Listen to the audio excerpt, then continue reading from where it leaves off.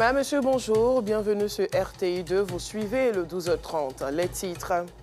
Depuis les travaux de l'axe d'Abou à Djamé, le transport a connu une augmentation, une situation qui dérange du côté de la population. On en parle dans quelques instants. Et puis, aux États-Unis, Joe Biden persiste à défendre sa candidature pour un second mandat. Une fois de plus, soyez les bienvenus. Les travaux de la route Yopougon-Dabou ont entraîné une augmentation du prix du transport. Achevée avec une apparence très moderne, la route Dabou-Abidjan a fière allure avec une circulation fluide. Les usagers de cette voie ne sont pas contents du coût du transport maintenu à 800 francs ou augmenté par certains transporteurs à 1000 francs.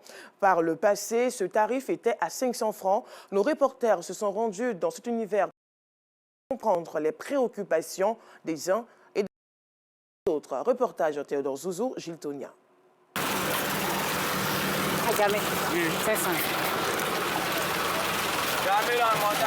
C'est une réduction du tarif négocié auprès des apprentis des minicars. Des scènes récurrentes presque à mi-parcours du trajet d'Abou à Djamé. Ces usagers veulent payer l'ancien coût du transport sur ce tronçon, aujourd'hui avec une circulation fluide. C'est pas normal parce que la route a été faite.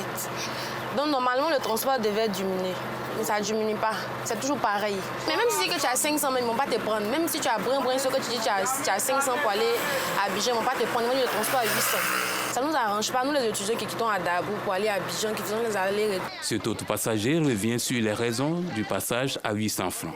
Le transport a augmenté en début des travaux de la voie Abidjan. C'est à ce moment-là que le transport a augmenté. Et l'argument avancé était que la voie était assez dégradée et on mettait assez de temps pour pouvoir arriver à Abidjan. Quelquefois, ils passaient par l'autoroute. Donc, ils ont augmenté le transport. Bon, c'était compréhensible. Pour ces transporteurs, pas question de revenir à l'ancien tarif. D'ailleurs, une ligne vient résoudre les difficultés de ceux qui descendent à mi-parcours. Pour réduire le prix à 500, ce n'est pas facile puisque le carburant a augmenté. Il y a l'augmentation du carburant. Et les pièces détachées, les pièces aussi à échanger là, ce n'est pas facile. Les pièces, tout est cher.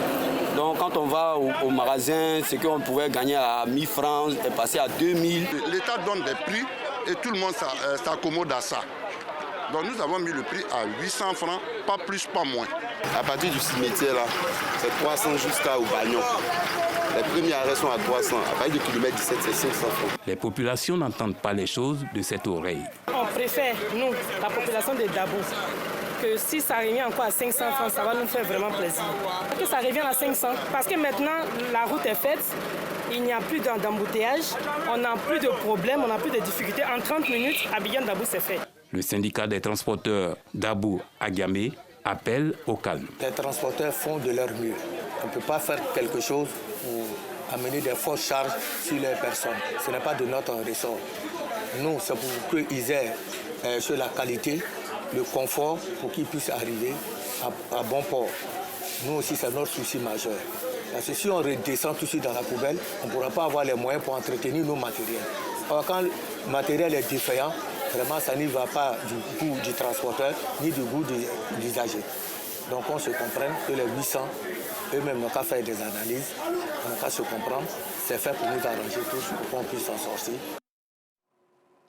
Dans le processus de construction d'un ouvrage, les maçons sont aidés dans leurs tâches par des aides-maçons communément appelés manawa. Leur but sur les chantiers, c'est de prêter main forte aux maçons tout en se faisant de l'argent pour subvenir à leurs besoins. Fedana Yeo a rencontré certains de ces travailleurs. Reportage. Kofi Kro dans la commune de Bingerville. Ici, comme partout à Bingerville, l'immobilier est en plein essor. Les constructions foisonnent de partout, au grand bonheur de certains jeunes qui y trouvent pour leur compte. Sur ce chantier, plusieurs jeunes, tous la main à la pâte, prêtent main forte aux maçons dans la construction de bâtiments. En mêlant du sable, on donne ça les maçons ici. Nous, on soulève peut-être les briques pour les donner. Et du ciment, nous, on leur donne du ciment et pour que les gars travaillent avec ça. La chargeuse qui fait le mélange. Et nous, on pousse, on met ça dans les bourrettes. Quand la machine verse dans les bourrettes, nous, on pousse. On vient donner ça les maçons et les maçons s'essaient à mettre dans dans le chaînage. Un métier pour un moment, un temps quoi. Il me défend mieux avec ça. Les maçons et les aides-maçons jouent un rôle essentiel et complémentaire. Nous sommes là pour le montage et coulage de béton, du chaînage bas, c'est nous qui faisons tout le montage. Les aides-maçons, en tout cas, ce sont eux qui nous aident. Et lorsqu'on a besoin du mélange de mortier et autres, nous apporter des briques, tout ça, ce sont les aides-maçons qui nous aident à faire le travail. Sans un aide-maçon, en tout cas, nous ne pouvons pas travailler. Leur soutien permet aux maçons de se concentrer sur les aspects les plus techniques du travail, assurant ainsi une efficacité et une productivité accrue sur le chantier. La maçonnerie, c'est la construction. Un maçon a droit à un aide-maçon. Depuis la fondation et à la finition des bâtiments, l'aide-maçon a son importance sur le bâtiment. C'est l'aide-maçon qui sert à avancer le travail. Parce que le maçon est dans le trou, il ne peut pas sortir du trou pour venir chercher les briques pour descendre. Donc c'est le aide-maçon qui lui donne les briques dans le trou. Quelques mètres plus loin, Junior travaille comme aide-maçon tout en nourrissant d'autres objectifs. On a aménagé sable pour tirer la chape, pour poser carreaux. Je suis là pour ménager que les autres transportent. Pour aller mettre ça dedans. En tant qu'aide pour le moment, je suis là faire un peu pour que je puisse avoir un peu de jetons pour aller faire formation de caroleurs. Même s'ils sont relégués au second plan dans la classification des métiers du bâtiment, les aides-maçons sont indispensables à la réussite de tout projet de construction. Comment assister efficacement les populations en matière de contentieux commercial? Cette question était au cœur de la première matinale du Conseil juridique. Ce rendez-vous périodique des conseillers juridiques se définit comme un cadre de révision, mais aussi pour approfondir ses connaissances dans un domaine spécifique du droit. Les détails avec Clément Boko. Meilleur partenaire des chefs d'entreprise et du milieu professionnel, le conseil juridique reste pourtant méconnu du grand public. Raison pour laquelle une matinale est initiée pour se faire connaître, mais aussi pour se retrouver entre professionnels et un expert d'un domaine bien précis du droit. La matinale de ce jour, c'est avec le premier président de la Cour d'appel, Dr Komouin François, pour échanger sur les questions du domaine commercial. On sait que c'est un expert en la matière. Il a une pratique du métier depuis plusieurs années, président du tribunal de commerce et puis par la suite premier président de la Cour d'appel de commerce. Donc vraiment, c'est quelqu'un qui est chevronné sur les questions de droit commercial. Donc nous, qui sommes le conseil juridique, qui avons pour habitude d'apporter des conseils, des consultations, qui faisons la rédaction d'actes pour des personnes physiques, des personnes morales, nous gagnons plus en nous approchant de ces personnes-là pour comprendre certaines questions de pratique professionnelle et pouvoir mieux orienter nos clients pour pouvoir leur donner les meilleurs conseils possibles. Le conférencier qui a entretenu son public 4 heures durant revient sur l'importance du thème du jour. L'apport des conseils juridiques dans le contentieux commercial.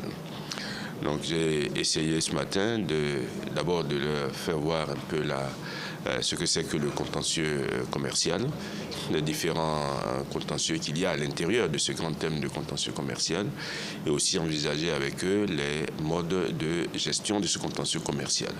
Et après, j'ai mis l'accent sur ce qu'ils peuvent apporter dans ce contentieux commercial. Évidemment, il ne leur appartient pas de juger ce contentieux commercial, mais puisque, conformément aux textes qui organisent la profession, ils peuvent être d'un grand apport auprès des particuliers qui ont ce type de contentieux devant les juridictions de commerce. C'est au total une 50aine de conseils juridiques qui ont pris part à cette matinale. Rendez-vous est pris pour la prochaine session avec un thème aussi accrocheur. Dans l'optique de sensibiliser à l'importance de la culture de l'employabilité des jeunes au gage au développement durable, l'ONG Shalom International Group a initié le concept « Ici, c'est chez moi » qui est à sa 2e édition, a organisé la première présélection sur le terrain de la chefferie de Umputo pour détecter les talents. Stéphane Assouan, non Sangaré. Permettre aux artistes locaux d'avoir une lucarne d'expression afin de se faire connaître et surtout d'avoir des opportunités de production, c'est l'objectif du concept Ici c'est chez moi. Un concept qui vise la détection et la valorisation des talents au plan communal, national et international. Le choix est porté sur la commune de Cocody pour accueillir la première phase des présélections de l'édition 2024 d'ICM. Ici, c'est chez moi. La première édition, c'était dans la commune de Koumassé. La deuxième édition, c'est à Cocody.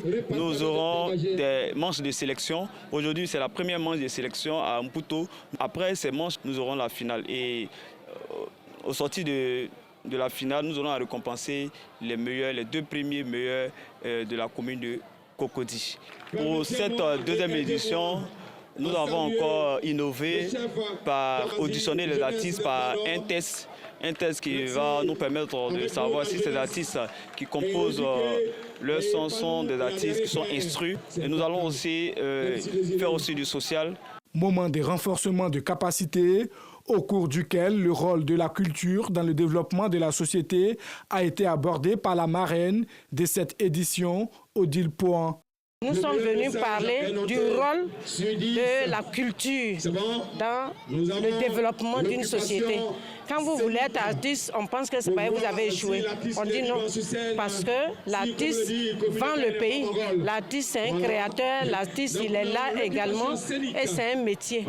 Donc, dénicher les talents, valoriser les artistes d'un pays pour qu'ils puissent participer au développement. Donc, moi, ma touche, c'est à chaque étape de faire des mini-conférences pour aider les gens à ne pas avoir honte et aux parents d'accepter le choix de leur enfant, leur passion et de les y accompagner. Pour ce ICM Tour à Cocody, les participants sont venus de divers horizons. Nous avons saisi l'opportunité qui nous a été donnée pour présenter le projet de resocialisation des enfants confiés avec la loi. Surtout, amener les jeunes à comprendre ce qu'on fait pour pouvoir sauver des jeunes qui ont perdu les repères, des jeunes qui aujourd'hui se retrouvent sur un autre chemin autre que le droit chemin qui mène à la réussite. Pour moi, ICM, c'est un formidable moment et un moyen pour célébrer la jeunesse d'abord et pour célébrer aussi la paix. Parce que quand on parle de cohésion, on parle de rassemblement. Parrain de la cérémonie, Éric Taba, par ailleurs vice-gouverneur du district autonome d'Abidjan, n'a pas manqué de témoigner sa gratitude aux initiateurs pour l'opportunité offerte aux jeunes. Comme toutes les initiatives qui concernent les jeunes, moi je suis partie prenante. Je suis venu voir donc tous les artistes en air, comme on dit, et voir comment leur parcours va se dérouler par la suite. Moi, on m'appelle déjà l'ami des artistes. Bonne chance et que le meilleur gagne surtout. Pour cette première phase des présélections dans la commune de Cocody, ici c'est chez moi, ce sont 3 candidats qui sont retenus. C'est bientôt les Olympiades internationales et panafricaines dans la commune de Cocody encore. La Société ivoirienne de mathématiques a initié des cours de formation pour intensifier les compétences des représentants ivoiriens à ces jeux et concours. Ceux-ci participeront du 11 au 22 juillet 2024 à Londres aux Olympiades internationales de mathématiques. Bienvenue Kwao, Justin Kwasi et Non Sangaré. Véritable berceau des leaders de demain, le camp de formation des représentants ivoiriens aux Olympiades internationales et panafricaines de mathématiques a ouvert ses portes depuis le lundi 24 juin 2024. Ici, la concentration est de mise. Seulement 6 d'entre eux participeront à ces Olympiades. La formation se déroule très bien. Les encadreurs sont tout le temps avec nous. Ils nous aident à résoudre les 6. Par rapport à notre première année, aujourd'hui, je crois qu'on a beaucoup évolué. Vu l'évolution qu'on a eue par rapport aux années précédentes, je crois qu'on peut dire qu'ils nous sont prêts. Pour mener à bien cette mission, les enseignants ne ménagent aucun effort dans l'encadrement des candidats. C'est le cas de ces élèves de Terminale C à qui ils offrent non seulement un enseignement de haut niveau, différent des cours habituels, mais aussi un accompagnement individuel. Aux Olympiades de mathématiques, il y a 4 thématiques. Les cours tournent autour de l'algèbre, la géométrie, la combinatoire et la théorie des nombres. Des choses qu'ils ne voient pas en classe forcément, mais qui sont le prolongement de ce qu'ils voient en classe. Après 2 années de formation, on pense que le niveau est quand même satisfaisant pour aller affronter les camarades du monde entier. Pour Brahima Koné, membre de la Société mathématique, la participation de la Côte d'Ivoire est une occasion de promouvoir l'excellence et promouvoir l'enseignement des mathématiques. Pourquoi on fait cette formation? C'est parce que simplement le niveau en mathématiques n'est pas harmonisé partout. Donc il faut faire les mathématiques pour la compétition. La Côte d'Ivoire vraiment a tout intérêt à participer parce que c'est un levier important du développement mondial. Les pays qui sont premiers en mathématiques, généralement, sont les pays les plus développés, les pays les plus forts. Donc, la participation de la Côte d'Ivoire, déjà, est un bon signe. Parce que ça veut dire qu'au moins, on est en train de se réveiller pour travailler pour toute la Côte d'Ivoire et puis pour que nous puissions avoir une place au niveau international. Cette initiative bénéficie du soutien des partenaires privés. Comme la Société des mathématiques de Côte d'Ivoire prône l'excellence, nous avons voulu donc associer notre image à cette initiative qui est une initiative de développement. Alors que les jours passent, l'enthousiasme et la détermination des élèves ne faiblissent pas. Ils sont impatients de porter haut les couleurs ivoiriennes sur la scène internationale du 11 au 22 juillet 2024 à Bath, à Londres, aux Olympiades internationales, puis du 10 au 20 août 2024 à Cham, en Afrique du Sud, aux Olympiades panafricaines des mathématiques. Terminons ce journal aux États-Unis. Le président américain Joe Biden continue de défendre son acuité mentale et sa capacité à gouverner le pays pour un second mandat. C'était lors d'une interview accordée hier vendredi sur la chaîne ABC. Malgré cette sortie, une vague d'appels pour son retrait dans la presse se poursuit et une flambée des inquiétudes sur sa santé mentale se fait sentir au sein de son propre parti. Voilà, c'est la fin de ce journal. Merci de l'avoir suivi. L'actualité revient à 17h40 et à 19h30. Restez connectés.